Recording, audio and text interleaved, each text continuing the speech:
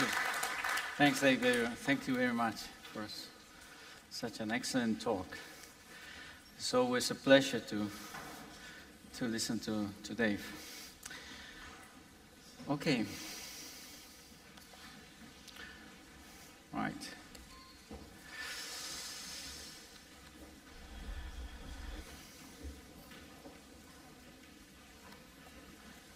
Well, optical communications have traditionally been a sort of self-contained medium, so to speak, serving end-to-end users connected by wired media.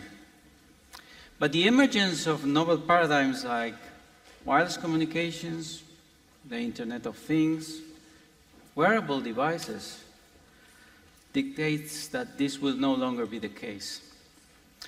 Optical communication systems will need to cooperate and interface with RF, wireless, microwave, and millimeter wave segments. And this makes radio over fiber and microwave photonic technologies increasingly important in our community. Perhaps the most evident and pushing example is the development of the emerging 5G standards. 5G targets, for example, 1,000 million connected devices, person to person, person to machine, machine to machine, and end-user speeds of up to 10 gigabits per second. So optical technologies, for sure, will therefore be a must in this context. Our next speaker is Dr. Thibaut Kleiner. He's the head unit of the unit Network Technologies at the ECDG Connect, which is in charge of wireless, optical networks, network architectures, Internet of the Things, and SATCOMs. He manages as well the 5G PPP. Please, ladies and gentlemen, join me in welcoming Dr. Kleiner.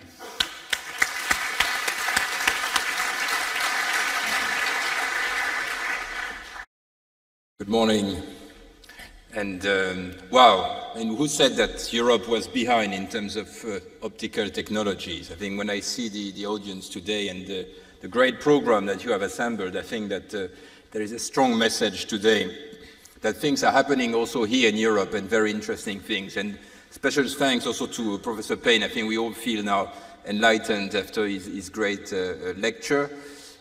Today, my point is essentially to give you some information about what is happening around 5G research in Europe, and basically to give you some homework and also some playground for collaborative research.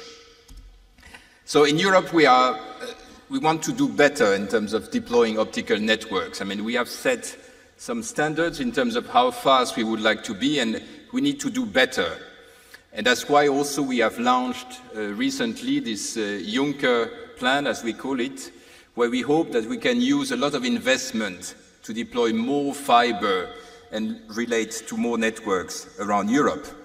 But today my point is more around research avenues and how 5G actually can benefit from also optical technologies, as you were saying.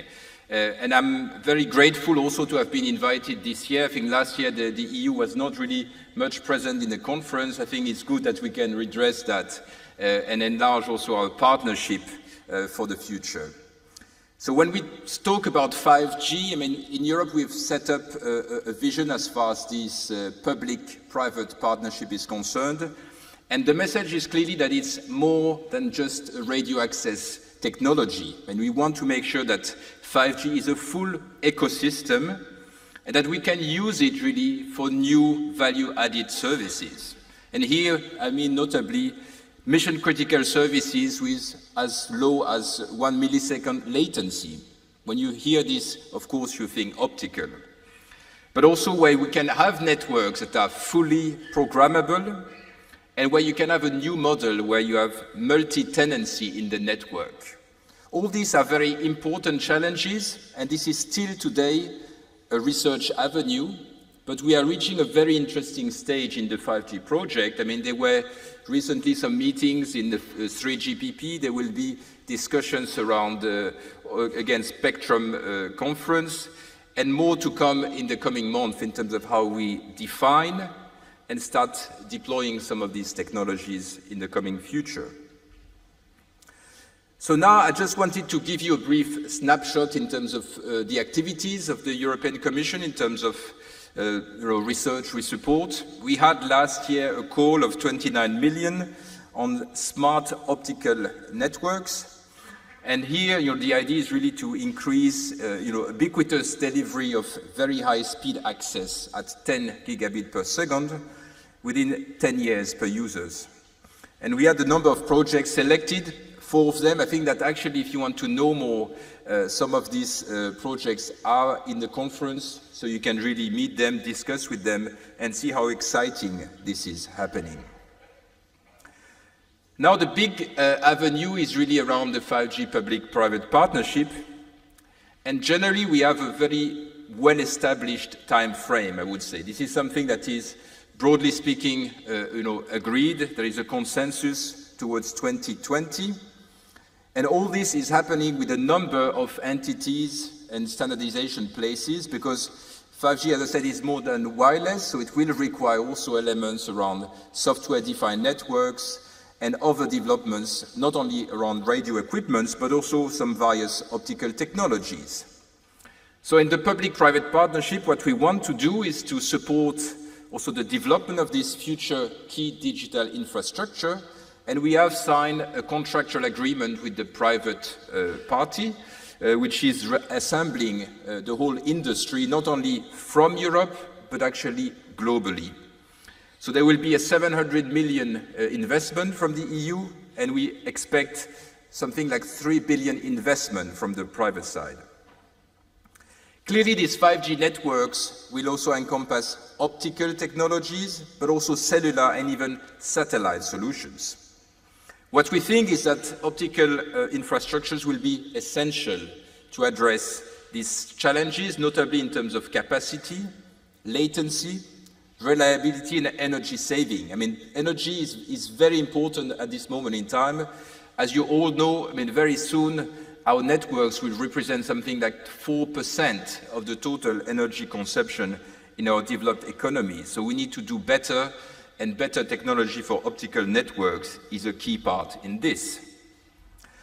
So the 5G PPP has really the capacity to influence the outcome of this technology. We expect that research will be used to then drive the vision on global fora, and also to support the standardization in various areas, including all these standardization bodies.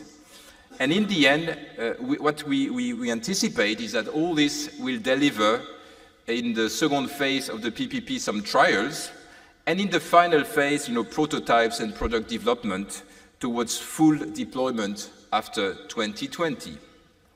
We have already had the first batch of these projects evaluated last year, so they are starting at this moment in time. We had just announced them 1st of July of this year, and the work is starting.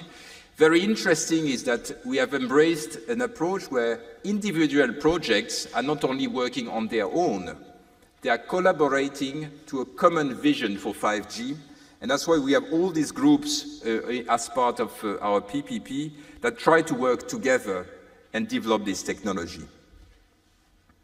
Importantly, we have now selected this project, and I just wanted to tell you that, it was a very interesting element. And we have now all this list of 18 projects. Many of them, are working also in areas that are relevant for optical technologies. And as I said, these projects will be the engine of the PPP. They are working together through this collaboration agreement, and we expect that they will share results, not only between themselves, but also to form the European view on standardization developments and on the next stage of deployment. So indeed, these research clusters that we have will also be reassessed to see to what extent the PPP can be the center of gravity for our research activities in network technologies, and to what extent also the current optical cluster can be of use in that prospect. Now, as I said, I wanted to give you also some hints in terms of future developments that we are planning for the coming month. And that is where we start now with the second phase of the 5G PPP. And the message is that we had last September a very important discussion. We had a public consultation, we had a series of workshops, including with the optical community. And as a result, we put optical back at the core of our PPP program for this phase 2. So we are now at the stage where things are more or less settled. It's just under pending Commission decision, but if all goes well, and that's my expectation, this new work program will be published around the 17th of October, and it will be very much about phase 2 of this PPP, with a greater emphasis on demonstrations. Because if we want to have this technology available in 2020, we think it's time now to also showcasing how we can use these networks, including for verticals like health, like transport, like media. And the good news is that there will be indeed a specific optical core strand as part of the phase 2 of this 5G PPP, both for research, but also, and most important, for the innovation strand. We will have there, again, optical support to access as an innovation strand. And essentially what we hope is that really in this objective, you can have optical networks delivering high traffic and capacity increase for 5G networks, and at the same time that we will work on the core and the metro environments so that we can really have probably more flexible and adaptive form of these networks. As far as innovation is concerned, here we want really to have new solutions showcasing how we can use the new access functionalities for 5G technologies. Last but not least, so essentially, there will be a lot of work, and I hope that already now you can start preparing, looking at forming consortium, and there are many international visitors today at the conference. I also should say that we are very much welcoming also the participation of global partners, not only from the US, but also from Asia. And by the way, this morning, Commissioner Oettinger signed a joint declaration where his Chinese counterpart to work together in terms of 5G networks. So that's also a welcome development.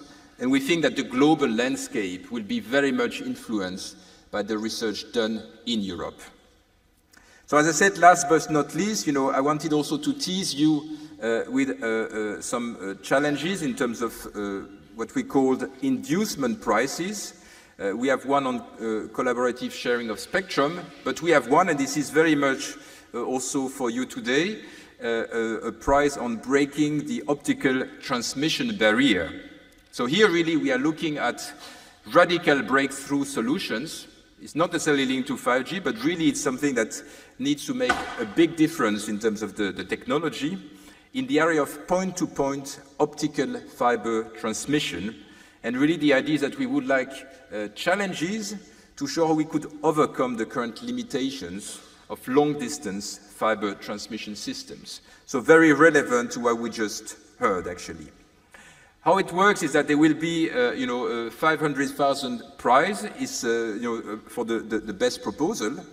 And the idea is really that he would reward the first or the best team that would deliver this breakthrough solution. So it's not a recognition prize, is incentivizing something which is done, even in the process of the delivery, not after it has been performed. So essentially quite exciting prospect and also challenges for the optical communities. We hope you will join this in terms of time frame. The deadline for registering is 16th of December, and we will have the deadline for submission in March next year. And after that, we will do some evaluations. So why not also announcing the results next year at Ecoc? That's an ideal proposal. Let's see if we can organize this. And you can find, of course, some more information about these prices on our website. So I will just stop here, just to conclude, and again, tell you that we are very excited about what is happening at the moment in terms of research in optical networks in Europe. We are very positive that we are providing also some nice opportunities to do better. And my message is that we have, in Lisbon, the big announcements of our next work program on 5G, but also on other exciting opportunities. So don't hesitate to come. And I hope that we can enjoy not only this conference, but also furthermore opportunities for optical research very, very soon. Thank you.